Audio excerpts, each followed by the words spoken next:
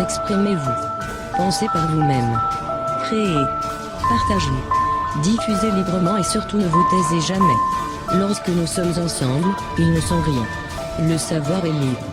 Nous sommes Anonymous. Nous sommes Légion. Nous ne pardonnons pas. Nous n'oublions pas. Mes salutations à tous. J'espère que vous allez bien. Il est temps de réaliser qu'il y a seulement 10 générations, l'humanité était beaucoup plus avancée qu'aujourd'hui. Cette conclusion surprenante est basée sur des faits architecturaux qui démontrent de manière choquante la qualité médiocre des constructions d'aujourd'hui. Il est désormais bien connu que nous vivons dans un monde en 3D manipulé et falsifié, où rien ne correspond à la réalité. Un retour sur la véritable histoire de l'humanité sur la planète Terre nous en dit plus et montre clairement comment et où l'humanité d'aujourd'hui a atterri. Supposez que toute l'histoire d'aujourd'hui est une tromperie et jetez un coup d'œil dans le passé pour voir ce qui s'est réellement passé. De ce point de vue, il devient clair où est ce que nous sommes réellement. Notre génération décide de l'avenir de l'humanité sur la planète Terre. Rien n'est ce qu'il semble être, tout est mensonge ou tromperie. La découverte de la vérité sur le passé de notre monde nous enseigne le bien et le mal. Nous, les humains, vivons aujourd'hui une période unique de l'histoire, car nous assistons à la fin de l'oppression mondiale et du système monétaire fondé sur la dette.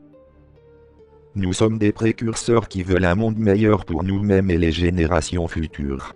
La route de la soie venant de Chine passait par cette région sur laquelle les Khazars prélevaient des péages, assassinaient les marchands et usurpaient leur identité. Tous les peuples environnants les haïssaient parce qu'ils vénéraient Baal, Moloch, auxquels ils offraient des sacrifices d'enfants.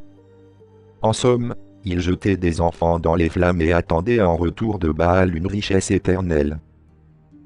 Selon Wikipédia et la croyance populaire, la Grande Muraille de Chine a été construite par les Chinois sous la dynastie Ming, de 1386 à 1644, dans le nord de la Chine.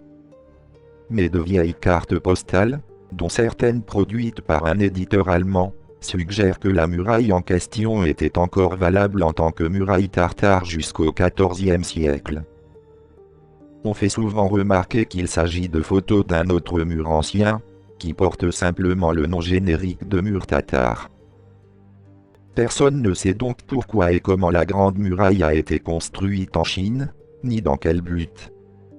Les Mongols et les Tartares chinois étaient ennemis, mais la Grande Muraille était facile à escalader et à pénétrer, de sorte que l'argument selon lequel elle a été construite pour se défendre ne correspond pas à ce que l'on nous a enseigné comme étant la vérité. Marco Polo a écrit un récit long et détaillé sur l'Asie au XIIIe et XIVe siècle et n'a pas mentionné une seule fois la Grande Muraille. Cette muraille ne figure sur aucune carte avant la fin du XVIIe siècle. La plus grande partie de la construction de la muraille a eu lieu au XVIIIe siècle et a été construite pour devancer l'invasion chinoise en provenance de Tartarie. Les ouvertures dans le mur se trouvent du côté nord, face aux anciens Tatars, et non du côté sud de la Chine. En d'autres termes, on devrait l'appeler la Grande Muraille de Tartarie.